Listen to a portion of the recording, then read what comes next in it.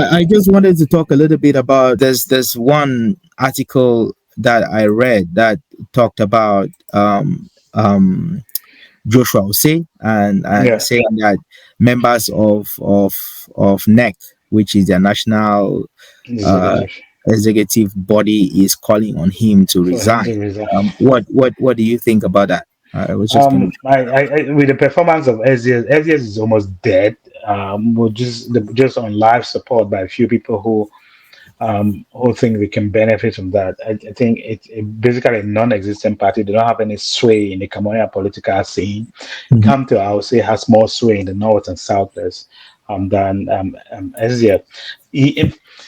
And we used to look at John, and he's been there for a long time. He sort of represented the grassroots, down to earth. Who go into the villages. The people just know that he was their representative. So they could identify with Joshua Osih. And for the last few days, I've thought with John Food. I'm sorry.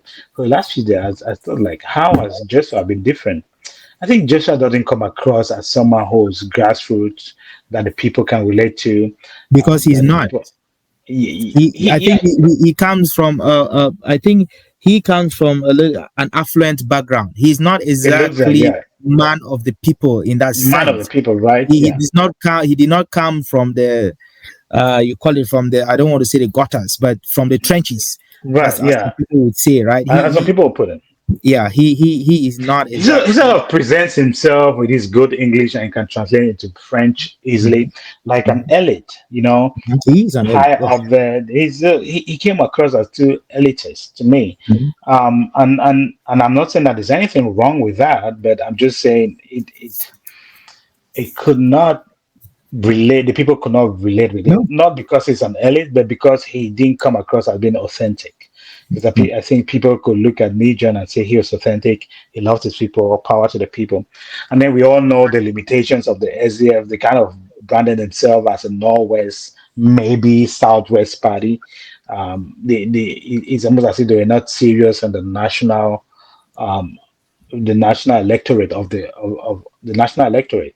They Mhm. were more northwest bound, maybe a few southwest, maybe in the littoral, just around where Anglophones and particularly Bamenda people were. So I've always thought that was a drawback. It's the same thing I've said about Black Lives Matter. You kind of limit yourself to a particular characteristic. I thought uh, that's the way people perceive SDF. Um, that's always been a limitation to them. You don't seem to be fighting for the national electorate. You're more focused on your region and the people you call your people. So that and the combination of Joshua Zuti's lack of identification with the population, it's just made SDF a name only party. Yeah. They are. We're just waiting for the funeral of SDF now because I don't think they can make any significant move. Um, in upcoming elections. You seem to be agreeing with the call for him to step down. I think so. I don't know if that's going to change some. Even times have changed. I don't think even Niger would have been able to carry SDF at this time. Uh, To put the nail on the coffin was Amber. Because where were you? Are you federal? Are you supporting Amber? If you're federal, how can you be supporting? Can you support Amber? Amber are separatists. You're saying you're federal, so you just put them like they just Amber just put the last nail in the coffin for SDF. If you ask me, you know, Yeah, no, you're right. I think they were caught between the rock and a hard place. 2016. yeah, You show support for the government, then you're yeah, dissing yeah, you're moving away from your people. You show support for Ambazonia. Then you're in trouble with the government because Ambazonia right. is a separatist movement. Is the SDF a separatist group now? Are Group they now, a yeah, separatist or national? So they were caught in the middle, and they couldn't take a clear stand. They couldn't right. take a clear stand, and because you can't take a clear stand, I think the electorate or the Cameroonian the Cameroon the people are not sure where you stand, and because they are not sure where you stand, they start looking for other Just, alternatives. I yeah, think right. that was what happened. Those who were federalist or unitary Cameroon, moved away from the SDF because They the, did move the away. SDF did not come across as though they were a federalist Yeah, proper or a unitary state proper. They didn't come across as support for cessation, for separation. So those who were more secessionists, would not support the SDF. So I think that yeah, was where SDF lost its touch. yeah, yeah, And then when Pani John Fundi passed on, and Joshua Osih, took the helm of the party, he didn't really do much to redeem the SDF no, from that no, situation, right? So he just lacklusterly, stayed in the same position, yeah, did it's a not take position sides, ambiguous. Yeah. wasn't very critical of the government, wasn't exactly critical The kind of the of Ambazonia and the revolution, and they so he got lost. He got lost yeah, again.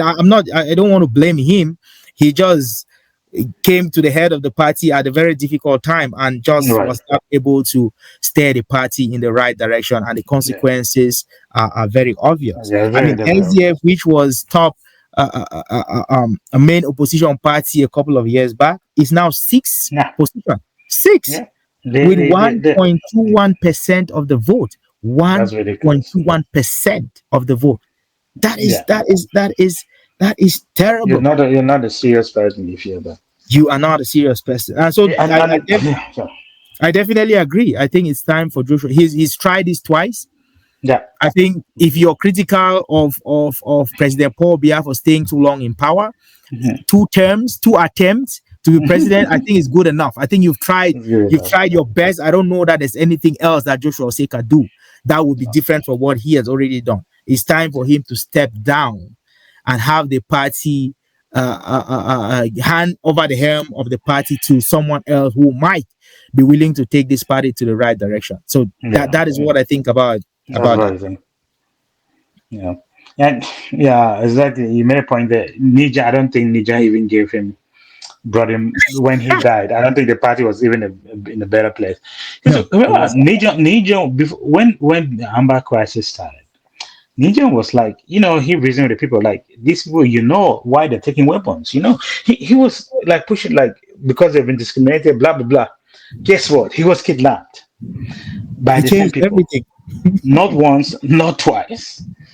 I mean, twice, not once. I think he was kidnapped twice Right. So by the same people. Okay, then I mean, if you're looking this from a neutral point of view, you're like, what the heck is going on? This man was supporting you guys. Now you guys, you're kidnapping.